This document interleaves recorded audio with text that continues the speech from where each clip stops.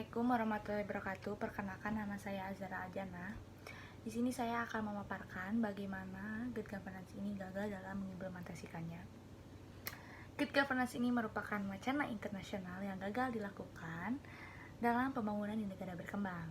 Nah, seperti yang kita ketahui, good governance ini diperkenalkan oleh World Bank pada 1989 sebagai syarat untuk menyalurkan bantuan dari lembaga internasional ke negara penerimanya. Dengan wacana good governance ini hanya membawa keterpurukan bagi negara Afrika. Dengan wacana untuk melakukan pembangunan dan peningkatan ekonomi di Afrika yang pada saat itu sedang kesulitan karena adanya pergejolakan di masyarakatnya serta kacau balaunya kehidupan politik di Afrika karena gagalnya pengelolaan yang dilakukan oleh pemerintahnya. Konsep dari good governance ini muncul dari akademisi Afrika karena ingin membangun negara Afrika menjadi yang lebih baik. Nah, ada 3 tujuan utama, yaitu menciptakan tata kelola pembangunan ekonomi yang sehat, kedua, kehidupan demokratis dan dihargainya hak-hak setiap warga negaranya, ketiga, inklusivitas sosial. 3 tujuan tersebut memfokuskan kepada keadilan dan inklusivitas. Maka, ketiga tujuan di atas bisa menjadi tolak ukur dalam keberadaan dan kinerja dari good governance ini. Terminologi good governance yang diadopsi oleh lembaga internasional digunakan sebagai label baru untuk persyaratan dalam menyalurkan bantuan dan atau pinjaman kepada negara-negara penerimanya, khususnya terkait dengan tuntutan untuk melakukan apa yang disebut penyesuaian struktural. Nah, penyesuaian struktural ini sangat-sangat menyimpang dari ketiga tujuan yang ada di atas tadi, karena ketiga tujuan yang ada di atas tadi ini lebih memfokuskan kepada aspek masyarakat, aspek sejarah, dan aspek kebudayaan. Sedangkan dengan adanya penyesuaian struktural ini, itu akan menghilangkan ketiga aspek yang tadi, akan menghilangkan aspek dari historisnya dan aspek dari kulturalnya. Menurut Profesor McAndware yang mengatakan penyesuaian struktural ini tidak bersifat membangun, hanya akan melemahkan negara tersebut. Dengan ini, maka skema dari lembaga donor tidak saja menuntut negara-negara penerima bantuan untuk secara serius melakukan reformasi ekonomi, tetapi juga harus memperlihatkan secara nyata praktik tata kelola pemerintah yang baik.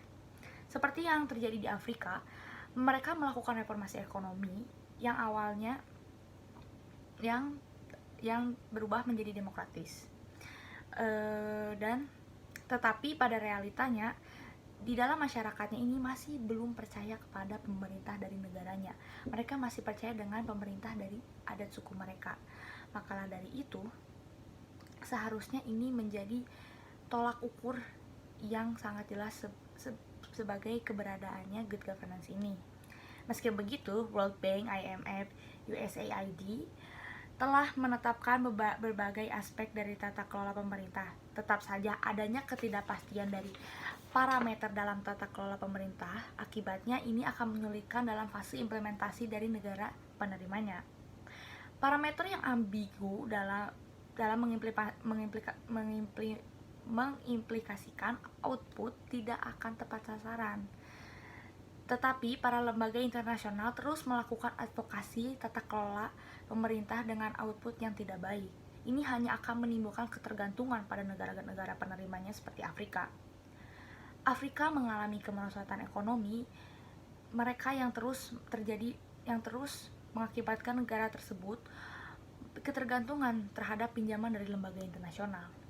Parameter yang ditetapkan oleh World Bank, IMF, dan USAID bersifat one size fits for all.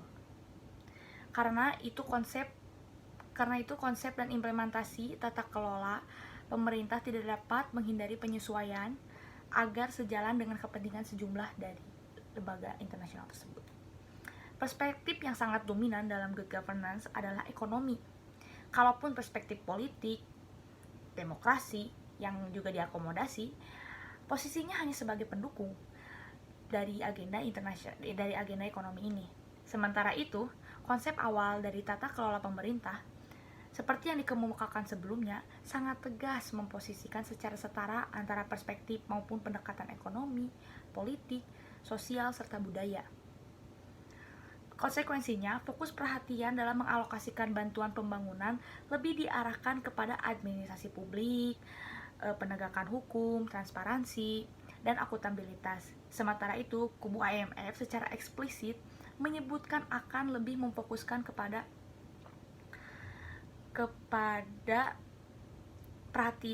dukungan dalam memperbaiki kinerja ekonomi dan regulasi yang menyertainya.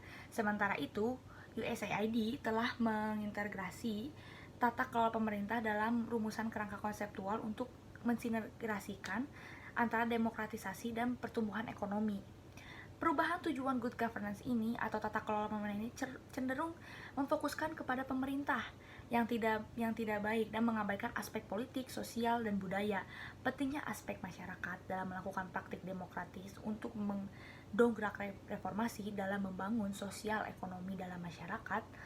Dengan mengabaikan keterlibatan masyarakat dalam menciptakan masyarakat ekonomi, maka implementasi dari tata kelola pemerintah tidak akan berhasil dan tidak akan tepat sasaran.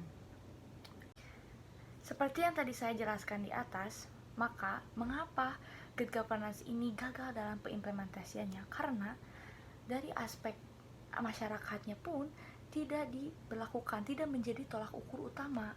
Padahal seperti yang tadi 3 tujuan utama sudah jelaskan itu sudah mengandung aspek ekonomi, aspek historis, aspek budaya, dan aspek demokrasi. Makalah dari itu, keempat aspek ini harus menjadi tolak ukur utama akan adanya keberadaan dari good governance ini.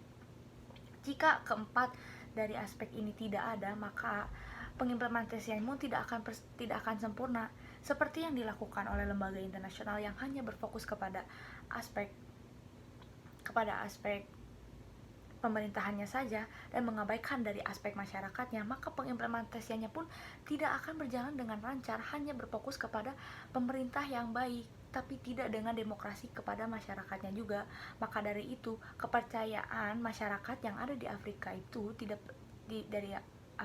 percaya kepada pemerintahannya, karena pengimplementasian dari good governance ini pun tidak sempurna.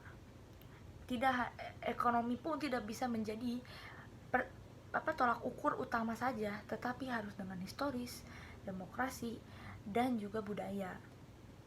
Makalah dari itu untuk mengetahui karakteristik negara tersebut dan menjadi pendekatan kepada masyarakat untuk memperkenalkan, untuk mendongkrak reformasi ekonomi. Maka dari itu, keempat aspek ini pun sangat dibutuhkan dalam pembangunan tata kelola negara yang baik. Mungkin itu saja yang bisa saya sampaikan. Mohon maaf bila ada kesalahan. Wassalamualaikum warahmatullahi wabarakatuh.